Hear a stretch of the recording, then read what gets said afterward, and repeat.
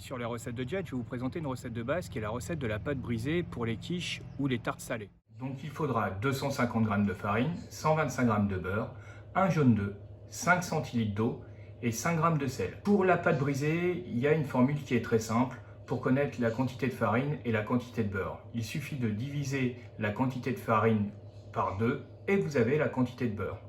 Donc là, 250 g de farine est égal à 125 g de beurre. Le matériel nécessaire à la confection de la quiche est le suivant. Un saladier, un fouet, une cuillère à soupe, un verre mesureur, une pince à chiqueter, si vous utilisez un cercle à tarte avec la plaque de cuisson, ou alors un moule à tarte avec le fond qui se détache. Donc je vais peser les 250 g de farine.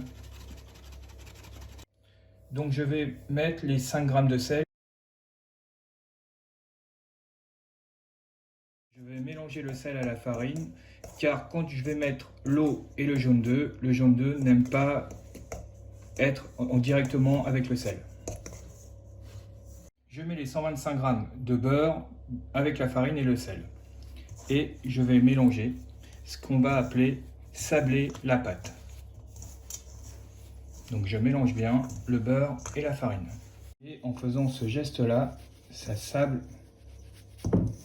le beurre et la farine. Le but, c'est d'avoir plus de petits morceaux de beurre et que le beurre soit bien mélangé à la farine avant d'incorporer l'eau et le jaune d'œuf. Je vais incorporer l'eau et le jaune d'œuf et je vais remélanger le tout. Une pâte homogène et vous voyez, ça commence à prendre.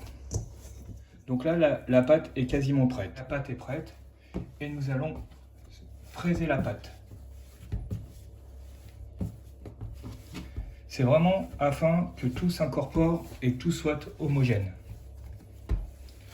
On n'est même pas obligé de fariner le plan de travail. Voilà, maintenant nous faisons une boule. Vous voyez, j'ai même pas fariné et rien ne colle. Voilà. Donc la boule est prête, on voit bien que tout le mélange est homogène.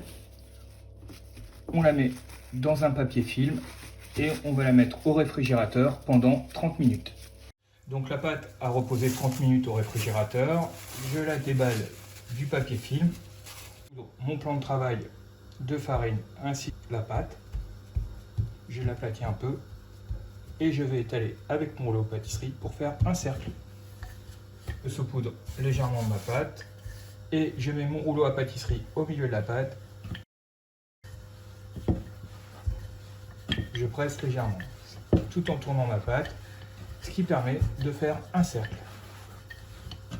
Nous allons étaler pour que la pâte fasse 2-3 mm d'épaisseur. Je vérifie que ma pâte est assez grande pour mon cercle. Donc moi j'utilise un cercle à tarte et une plaque de cuisson. Comme je vous ai expliqué, on peut utiliser également un moule à tarte, mais surtout avec le fond qui se sépare, ce qui permet en fin de cuisson de pouvoir cuire les bords et enlever le tour du cercle à tarte. L'idéal, c'est d'avoir une pince à chiqueter. Avec mon saupoudre, j'utilise un cercle à tarte et une plaque de cuisson. Comme je vous ai expliqué, on peut utiliser également un moule à tarte, mais surtout avec le fond qui se sépare, ce qui permet en fin de cuisson de pouvoir cuire les bords du cercle et enlever. Donc moi j'utilise le tour du cercle à tarte. Je vérifie que ma pâte est assez. Avec l'idéal, c'est d'avoir une pince à chiqueter, un cercle à tarte.